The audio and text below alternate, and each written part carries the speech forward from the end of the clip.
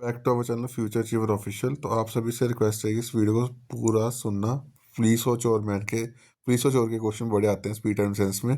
तो ये टॉपिक जो है वो इट कंसेप्ट जो है बड़ा इंपॉर्टेंट रहेगा आपके हर एग्जाम के लिए। ठीक है।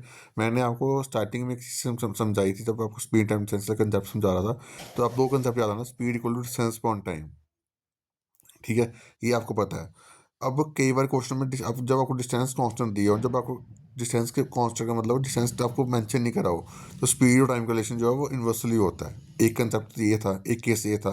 दूसरा केस था जब जब आपको टाइम कांस्टेंट दिया हो, जब आपको टाइम के बारे में मेंशन नहीं किया गया हो, तो स्पीड का रिलेशन डिस्टेंस से जो है वो डायरेक्टली प्रोपोर्शनल होता है। ये दो कंसेप्ट याद रखोगे ना, तो आप इस टाइप के क्वेश्चन को कभी भी गलत नहीं कर पाओगे।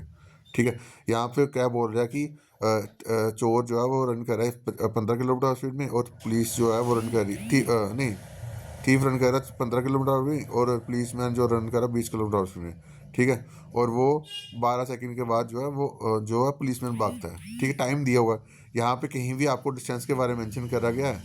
यहाँ पे कहीं भी आपको डिस्टेंस के बारे में मेंशन नहीं करा गया। तो जब डिस्टेंस के बारे में मेंशन नहीं करा गया, तो स्पीड और टाइम का रिलेशन जो होता है वो होता है इन्वर्सली प्रोपोर्शनल। ठीक है। तो स्पीड आपको कितनी दी है? 15 और 20। ठीक है, इसको काटो कितना बने? 3 और 4, 5 3 का, 5 4 का। तो टाइम का रिलेशन क्या होगा? उल्टा, 4 3 का। चेंज कितना आ रहा है? एक का क्वेश्चन में कितना बोला हुआ है?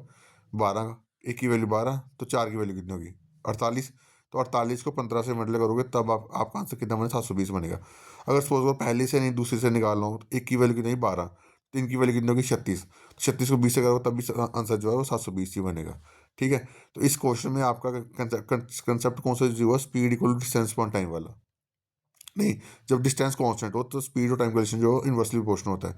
कुछ क्वेश्चन में ऐसा लगेगा कब जहाँ पे आपको टाइम कांस्टेंट दिया हो, तो स्पीड और डिस्टेंस का रिलेशन जो है वो डायरेक्टली प्रोपोर्शनल होगा। बस ये दो कंसेप्ट याद रखना। ये क्वेश्चन जो है आपको बहुत एग्जाम में आता है, वो बड़े कंफ्यूजिंग होते हैं। ठीक है, तो आई होप आपको समझ आया होगा। तो अभी इसके वीडियो में नेक्स्ट वीडियो भी डालूंगा जहाँ पे आपको मैं दूसरे कंसेप्ट में भी क्वेश्चन करवाऊंगा। ठीक है, तो बाकी अभी के लिए इतना ही। Thank you guys, love you all.